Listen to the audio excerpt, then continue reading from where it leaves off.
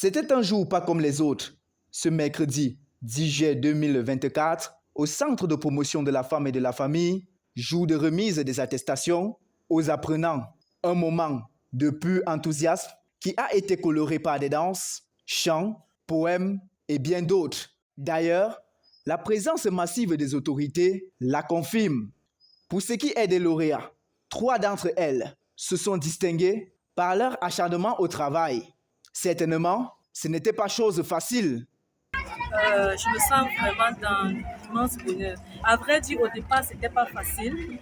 J'étais juste un peu verte avec nos encadreurs. Et avec leur expérience, je me suis mise au travail et je me suis appliquée. Et je crois qu'avec cette application, j'ai eu ce bon résultat. Je suis fière aujourd'hui. J'ai trop la joie, la fierté et ça s'est bien passé quand même. Je peux passer le message en disant que la personne doit aussi travailler, doit beaucoup faire l'effort. Très émue, fière. Cette œuvre, ça n'a pas été facile, mais avec beaucoup d'efforts, je suis arrivée au bout de mon travail. Et j'espère vraiment continuer dans la même lancée.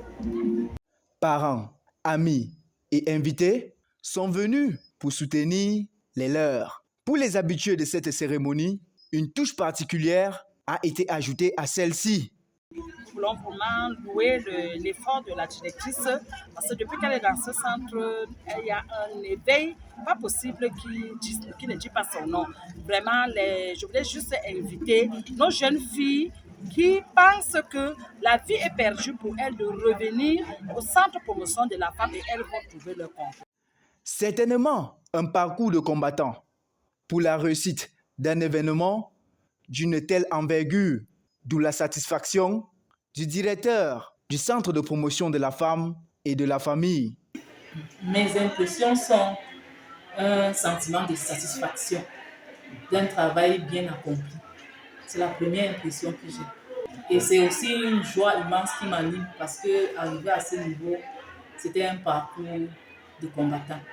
On peut qualifier cette année de particulière dans le sens où les apprenants au début étaient, je ne sais pas comment dire ça, elles n'avaient pas les capacités requises.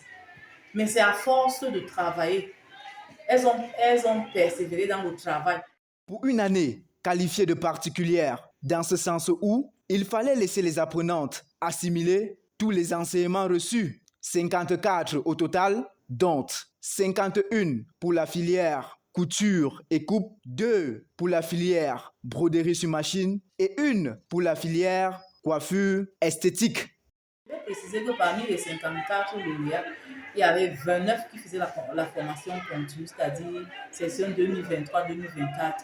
Les autres ont été placés ici par le Conseil danois pour les réfugiés, pour les formations à la carte, des formations de courte durée. Et nous en profitons pour leur dire merci parce qu'ils ont mis leur confiance dans notre structure, parce qu'ils savent ce qui se passe ici. Ce n'est pas la première vague. Il y a plusieurs vagues qui sont passées. Mais nos projections pour l'avenir, c'est de faire mieux que cette année. De passer peut-être de 54, pourquoi pas à 100. Et c'est le lieu pour moi de lancer un vibrant appel à nos populations qui ne savent pas ce qui se passe dans le centre, de venir et de voir ce qui se passe parce que ces enfants sont prêts à être lancés dans le marché du travail.